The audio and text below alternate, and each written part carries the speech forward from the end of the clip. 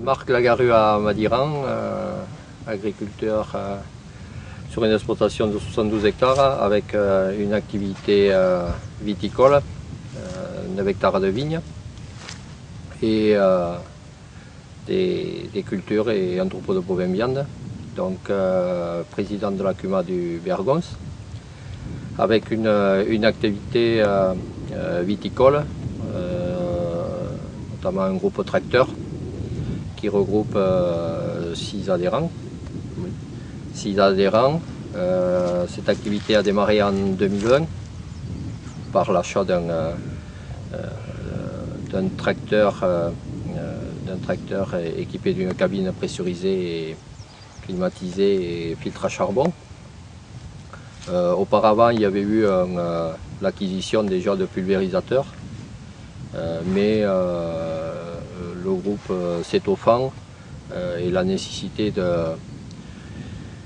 de s'équiper d'un tracteur bien équipé en cabine, et suite à des formations et à des visites, notamment avec la présence de la MSA, nous a mis en évidence l'intérêt d'investir sur un matériel adapté qui puisse nous apporter un confort, mais aussi une sécurité dans l'emploi des produits phyto. Donc le groupe a démarré et s'est étoffé par la suite, notamment un an après, je crois. Alain, ici présent, est venu nous retrouver. Donc tu peux en parler rapidement. Qu'est-ce qui t'est arrivé? Suite à un accident de traitement, en fait de compte, on a tous des tracteurs qui n'ont pas de cabine comme ça, effectivement. Donc on traitait avec à ciel ouvert. Et j'ai un contact rien qu'avec la peau des produits, rien que le fait de tourner en bout de rangée, reprendre l'allée, on reprend des embruns.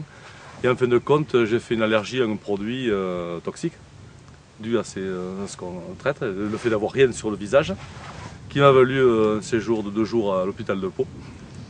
Voilà, donc pour déjà être sûr de savoir la molécule qui m'avait provoqué ça. Donc j'ai eu de la fièvre après, mais beaucoup de diarrhée, des problèmes intestinaux, et en fait de compte dû à la réaction à un produit. C'est pour ça qu'après je me suis greffé avec eux et demandé à faire partie du groupe 20 pour pouvoir travailler dans quelque chose qui était parfait au niveau protection. Ce groupe-là s'est développé, et l'intérêt aussi d'être un CUMA, c'est de maintenir aussi une qualité dans l'équipement. Les normes sont toujours en train d'évoluer. Côté matériel, le fait de le renouveler, ça a permis de racheter du matériel qui répond aux dernières normes en vigueur. Notamment une chose qui nous manquait sur le précédent, c'était la cuve de rinçage, de manière à pouvoir épandre les fonds de cuve dilués avant de revenir à la ferme. Après ça, concernant les nouvelles normes et les équipements individuels,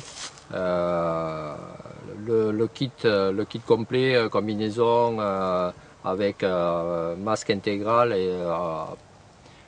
qui protège l'ensemble du visage, qui est équipé des cartouches, c'est sûr, et de la cagoule, nous protège, on peut dire, presque à 100%, parce qu'on n'est jamais protégé à 100%, je ne pense pas, mais nous permet d'être au mieux protégé lors des manipulations des produits, alors que ce soit au moment surtout de faire les pleins, mais aussi au moment des réglages des appareils, puisque à ce moment-là, souvent, on est amené à toucher le matériel, à faire des réglages. Donc là, les gants et la tenue est une fois un outil supplémentaire pour nous protéger et protéger notre santé. Donc là, tout va dans le bon sens. Reste à savoir, il y a quand même quelques points qu'il faut encore améliorer. C'est que quand on fait on est équipé comme ça. Quand on est équipé comme ça, il faut faire pour le mieux et essayer toujours de prendre un maximum de précautions. Les produits phyto, bien sûr, l'emploi de ces produits phyto, comme je l'ai dit auparavant, ont été modifiés, notamment les dosages. On essaie de passer au plus juste. Mais il y a aussi une chose qui nous y oblige et auquel on est très sensibilisé, c'est le coût, qui est le premier ou le second facteur, on va dire, puisque la santé est le premier, et le second, ça va être le coût de ces produits-là, nous fait réfléchir et on applique juste la dose et on essaie de passer plutôt légèrement en dessous par rapport aux doses homologuées. On essaie aussi de n'appliquer les doses que quand c'est nécessaire. Les stades, on fait des comptages, on est piloté aussi par l'équipe des techniciens, donc on répond aux informations qui nous sont envoyées par fax ou par tous les moyens nouveaux moyens de communication. Donc là aussi, tout ça, c'est la juste dose au bon moment et uniquement si c'est nécessaire. Répondre à la question si on est conscient des risques, oui. D'autant plus que dans le groupe, il y a déjà eu une expérience vécue de toxicité. Donc on est d'autant plus sensible que quand quelqu'un de proche y est passé. Ça veut dire que ça n'arrive pas qu'aux autres. Donc il faut y faire d'autant plus attention. À se protéger la préparation des produits et, Ça, mais bon, après, et le moment où on les dépose sur les vignes. c'est des produits à faire attention. Mais elle est déjà assez toxique une fois qu'elle est sur les feuilles encore. Ouais. C'est vrai que ça dure un moment l'histoire. C'est vrai que le fait de manipuler, surtout les périodes de mai-juin, en train de remettre tout sur les fils, palisser les vignes, c'est là où il y a le plus de contact. Donc là, il faut faire, Surtout pour bien se laver après, surtout de se nettoyer. Moi je ne supporte pas, alors c'est devenu catastrophique. J'ai toujours l'impression de les avoir dessus 3 jours après encore. Un très mauvais souvenir de cette histoire. À chaque fois, oui, moi c'est pour ça que je traite moi en fin d'après-midi parce que c'est tranquille. Que tous les vêtements que j'ai utilisés, même après la combinaison, je les sors. Mais les vêtements que j'ai dessus, je les lave. Je ne les remets pas le lendemain, j'y touche pas. Et aux vignes, j'y mets pas les pieds avant 3 jours, facile, minimum. Même s'il y a des gens qui viennent m'aider, on ne met pas les pieds dans les vignes au moins pendant 3 jours. Et avant c'est des choses que vous faisiez. Oui, non, n'importe comment. Mais c'est-à-dire, mon oncle avait déjà des vignes avant que je reprenne l'exploitation, donc j'ai toujours vu travailler comme ça, mais mélanger les produits à la main. Donc moi, je faisais exactement pareil, mélanger les produits à la main. Et à l'époque, on traitait avec les vignes à la chaux, sulfate de cuivre. Après, ils ont été de plus en plus sophistiqués, les produits, et surtout de plus en plus violents. Donc moi, j'ai continué à faire comme ça. Et c'est vrai qu'effectivement, de traiter, d'en avoir sur le visage, même en se lavant le soir, mais si on traitait le matin, je restais avec les produits, tu restais avec les produits dessus. La combinaison, tu l'enlevais, mais le visage, les mains, avoir te laver pour manger le midi. Mais sinon, le visage, lui, effectivement, on avait toujours le produit dessus. Donc c'est vrai que pour ça, même autour des lèvres, j'ai toujours l'impression de l'avoir. Et moi je sais que quand mai-juin, c'est les périodes où on est en train de palisser les vignes, les monter avant qu'elles soient rognées. On y est beaucoup à travailler dedans, c'est des rames qu'on tient à la main, le produit est dessus.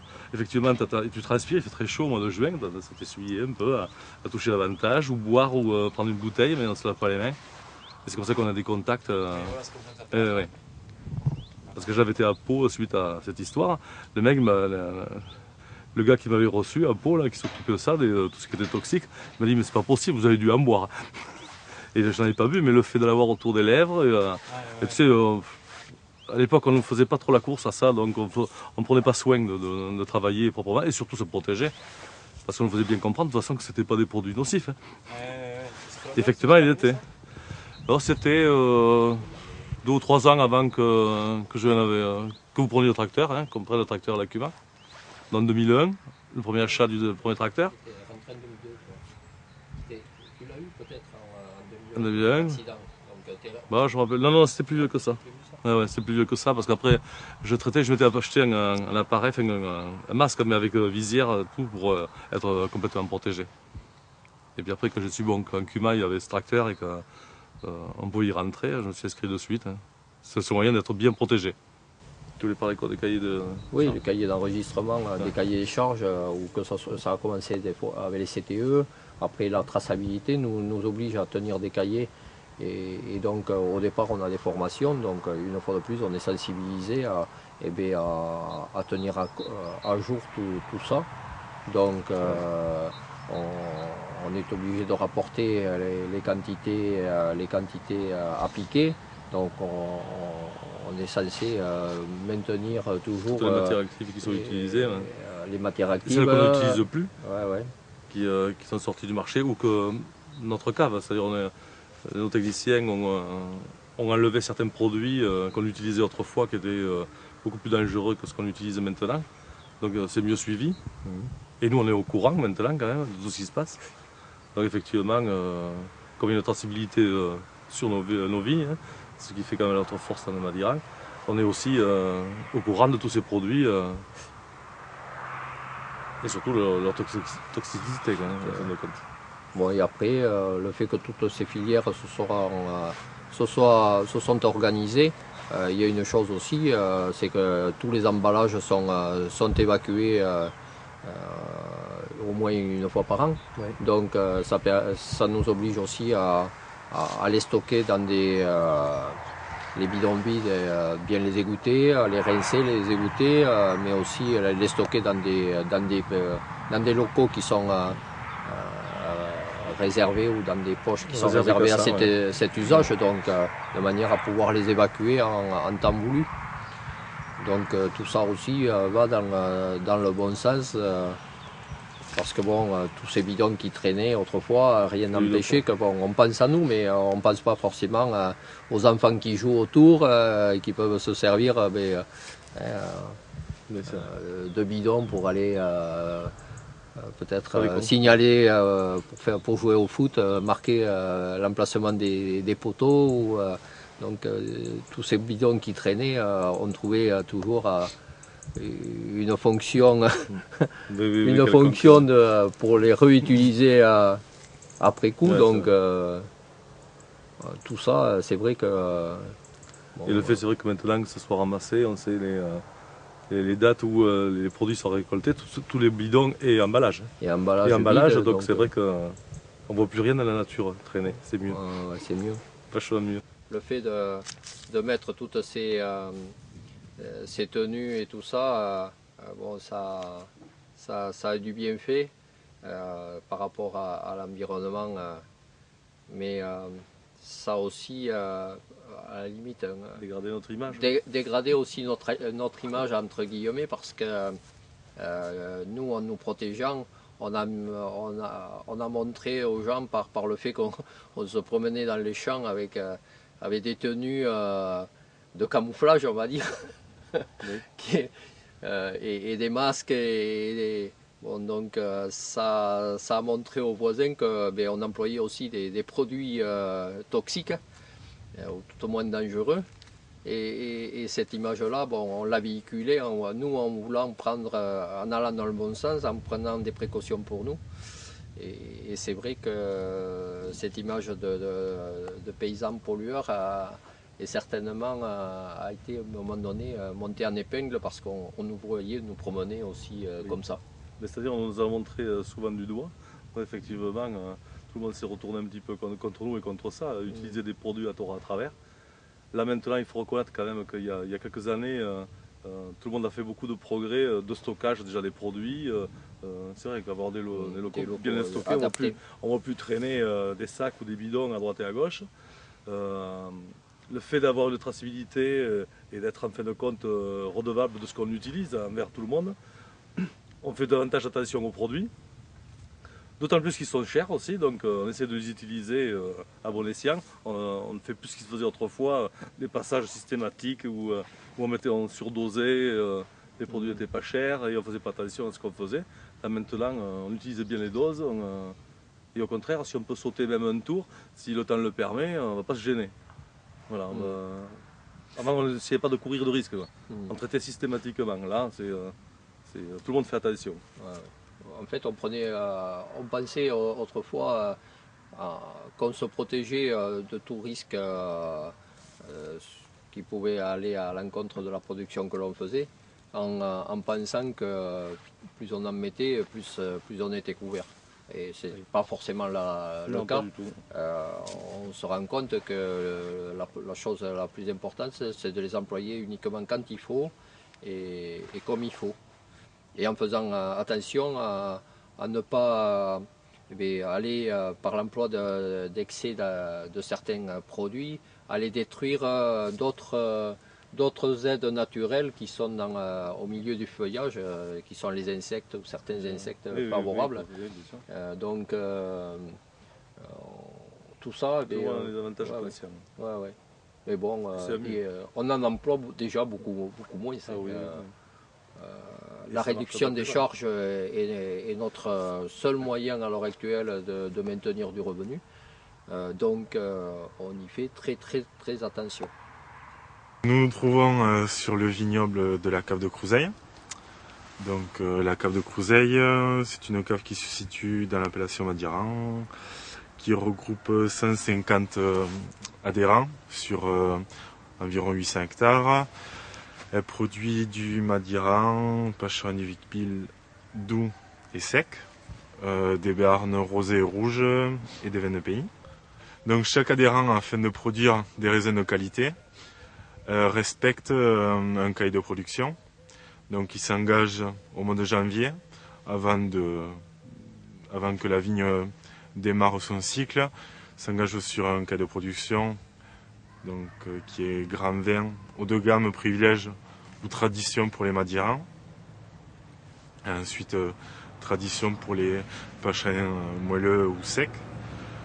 En ce qui concerne si on prend l'exemple des grands vins, ils doivent respecter plusieurs conditions. Donc, il faut que les vignes, par exemple, aient 10 ans, qui respectent un système de taille, donc taillé en guyot double, et en rendement. Donc, pour le grand vin, le rendement ne peut pas excéder 40 hectolitres par hectare. Pour pouvoir respecter aussi ce cahier de production, il faut avoir un état sanitaire du vignoble entre guillemets parfait, donc c'est-à-dire avoir une vendange saine, donc qui n'ait pas de botrytis, et un feuillage qui ait très peu de mildiou, donc très peu de mildiou d'oïdium. Donc pour arriver à ça, il établit et il réalise des traitements. Donc des traitements qui sont au mois de janvier. Donc on établit un calendrier de traitement avec chaque adhérent afin de prévoir les divers passages à réaliser. Donc avec la détermination des différentes matières actives ou substances actives à utiliser. Afin de mieux maîtriser l'achat des intrants, les adhérents ont décidé de créer un groupement d'achat. Donc d'une part pour avoir des prix plus compétitifs et ensuite pour mieux maîtriser l'achat des produits de chaque adhérent. C'est-à-dire que pour éviter que les adhérents achètent n'importe quoi, puisque les clients aujourd'hui nous obligent et nous demandent de répondre à un certain cahier des charges où il y a dessus des substances actives qui sont interdites, pas forcément à l'utilisation, on va dire, conventionnelle et par la législation, mais vraiment c'est leur propre cahier de production ou leur propre cahier des charges. Là, ils nous interdisent d'utiliser par exemple de l'aminotriazole, donc qui est un désherbant. Donc ensuite, les adhérents ont la possibilité à la cave de passer le certificato, qui est aujourd'hui un diplôme obligatoire, ou d'ici 2014 qui sera obligatoire, afin d'acheter et d'utiliser des produits phytosanitaires à usage professionnel. Ensuite, ils ont la possibilité aussi de réaliser des contrôles de pulvérisateurs, enfin de leurs pulvérisateurs, donc vignes ou céréales, afin de pouvoir pouvoir toujours continuer à traiter leurs vignes, puisque la législation oblige d'ici 5 ans, et suivant le numéro ciré de chaque exploitation, à contrôler leurs pulvées. Donc par rapport au système anti-goutte, s'il devait y avoir des cuves qui étaient percées ou autre, ou à la gestion de la pression du pulvé. Par rapport aux nouvelles normes qui sont apparues il y a déjà 5 ans, et je pense qu'ils vont continuer à arriver avec le plan Ecophyto et tout ça. Donc je pense que c'est une bonne chose pour l'agriculture, parce qu'aujourd'hui l'agriculteur, par rapport à l'utilisation des produits phyto, n'a pas eu toujours une trop bonne image, avec quelques pollutions qui sont apparues sur la presse, par exemple il y a quelques années, ou même une dizaine d'années, sur l'atrazine ou des choses comme ça, qui n'a pas donné une bonne publicité pour l'agriculteur. Donc je pense que c'est une bonne chose, d'une part pour la protection de l'environnement, surtout pour la protection de l'utilisateur, puisque on va parfois apparaître, ou de plus en plus apparaître, des cancers chez des agriculteurs. Donc je pense qu'il y a une grosse remise en question à se faire sur l'utilisation des produits. Et ensuite, avec une nouvelle génération d'agriculteurs, donc qui ont 25 à 30 ans, donc qui sont vraiment proches avant tout de leur santé, de leur famille, et donc qui vont réfléchir de plus en plus sur l'utilisation des différentes protections qui leur sont mises à disposition, comme les gants, le masque ou les combinaisons, enfin voilà, tout ce qui peut être mis à leur disposition pour leur protection, et ensuite pour la protection de l'environnement, puisque c'est vraiment le patrimoine qu'ils vont laisser à leurs enfants.